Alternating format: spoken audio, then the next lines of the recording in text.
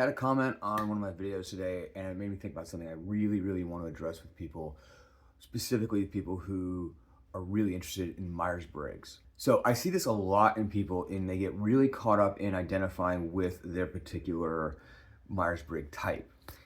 INFJ, ENTP, whatever it is. And they use it as an excuse for why they are the way they are. That is not what personality types any of them are for. You see this also with people who are into astrology. Oh, I'm a Scorpio and that's why I'm like this, or that person's a Gemini, that's why they act like that, and all this stuff. That is not what these things are for. Really detrimental to your personal growth and development to use them in that way. What they are meant to do is give you an insight into the way you think, the way you operate, so that you can make informed decisions and what your strengths are, what your weaknesses are. If something's a strength, you can lean into that and use that in life. But at the same time, if you identify that something's a weak point, then you can take efforts to strengthen that and become a more well-rounded person. For example, introversion and extroversion. In Myers-Briggs, it's not I'm an introvert or I'm an extrovert. There's nothing else. It's either A or B. It's not black and white. There's extreme extroversion and there's extreme introversion. Most people are not extreme one or extreme the other. They fall along the spectrum. But what if you're just like a little bit to one side? Technically, you fall on the scale of the introvert because you're just to that side of center. But you're like, I'm not sure if that really describes me. I like being around people. I'm not super introverted and blah, blah, blah. So it's a spectrum. And all of the other parts of the Myers-Briggs fall into those different spectrums. They are not black and white, either or. When you should see that you're fall in a particular category of one of the identifiers of Myers-Briggs, what's that saying is out of those two categories, you lean more that way, and that's more of a strength.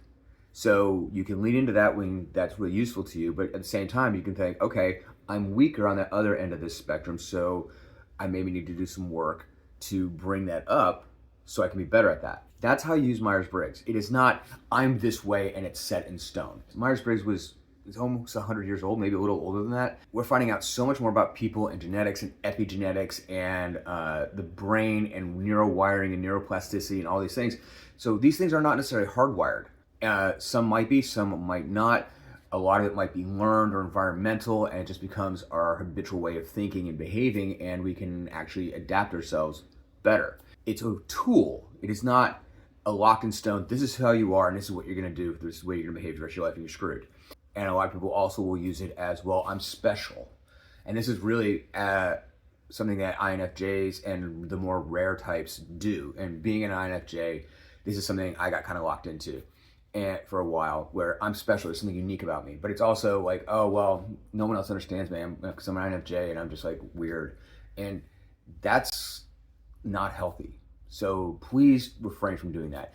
Myers-Briggs is only one way of looking at yourself.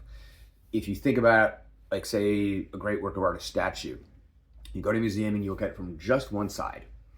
Well, then you only know that one side, but statue's, 360 degrees. So if you walk around it and you see it from other angles, and maybe get up on a ladder and look down on it, and kind of get on the floor and look up at it, and you see it from all these different angles, and you begin to understand it much better. You examine it more deeply, and you know a lot more about it. Right now in my head, I'm thinking of Michelangelo's David, this giant statue, which I've never seen, but when you, like, in person, one-to-one, but you usually always see photos of it from one side. What does his backside look like? What's the definition of the muscles on his back and not just his abs? Like, what does it look like from other angles? Take different tests and understand yourself from different perspectives. I'm a big fan of the Hexaco test. A lot of people take the Big Five as part of like job applications. There's a lot of different type of personality tests out there. I encourage you to take several and spend some time diving into what the results mean. Don't get locked into just one, okay?